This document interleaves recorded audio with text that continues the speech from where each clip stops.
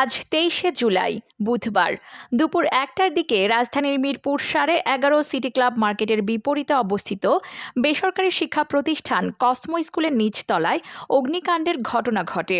প্রত্যক্ষদর্শীরা জানান, স্কুল চলাকালীন হঠাৎ জেনারেটর রুম থেকে ধোঁয়া বের হতে দেখা যায়। ধীরে ধীরে পুরো স্কুল ভবন জুড়ে সেই ধোঁয়া ছড়িয়ে পড়ে।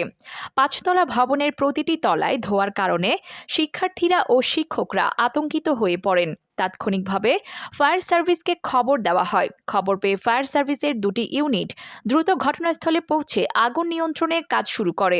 প্রায় 25 মিনিটের চেষ্টায় আগুন পুরোপুরি নিয়ন্ত্রণে আনা সম্ভব হয়। এই সময়ের মধ্যে স্থানীয় বাসিন্দারা ও অভিভাবকরা শিক্ষার্থীদের নিরাপদে নিচে নামিয়ে আনতে সহযোগিতা করেন। কেউ কেউ পানির বোতল ও গামলা দিয়ে আগুন নেভানোর চেষ্টা করেন। ফায়ার সার্ভিস সূত্রে জানা গেছে, প্রাথমিকভাবে ধারণা করা হচ্ছে জেনারেটর রুমে শর্ট সার্কিট থেকেই আগুনের সূত্রপাত। তবে এখন পর্যন্ত কোনো হতাহতের খবর পাওয়া যায়নি। স্কুল কর্তৃপক্ষ জানায়, অগ্নিকাণ্ডের সময় প্রায় 200 থেকে 250 শিক্ষার্থী স্কুল ভবনে উপস্থিত ছিল। ভবিষ্যতের জন্য ভবনে পুরো বৈদ্যুতিক ব্যবস্থাপনা ও অগ্নি নির্বাপক প্রস্তুতি পুনর্মূল্যায়ন করা হবে। ফায়ার সার্ভিস বিভাগ ভবনটি পরিদর্শনের মাধ্যমে চূড়ান্ত তদন্ত প্রতিবেদন দেবে বলে জানিয়েছে।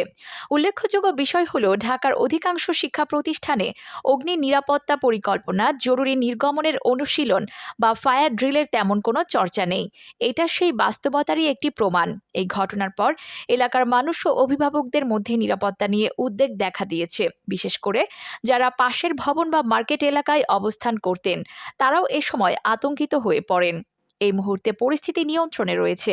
ভবনের কার্যক্রম আপাতত স্থগিত রাখা হয়েছে এবং ধোঁয়ার প্রভাব দূর করতে ভেন্টিলেশন চালু রাখা হয়েছে। মিরপুর কসমো স্কুলের এই আগুনের ঘটনায় কোনো প্রাণহানি না হলেও এটি ভবিষ্যতের জন্য একটি সতর্কতা।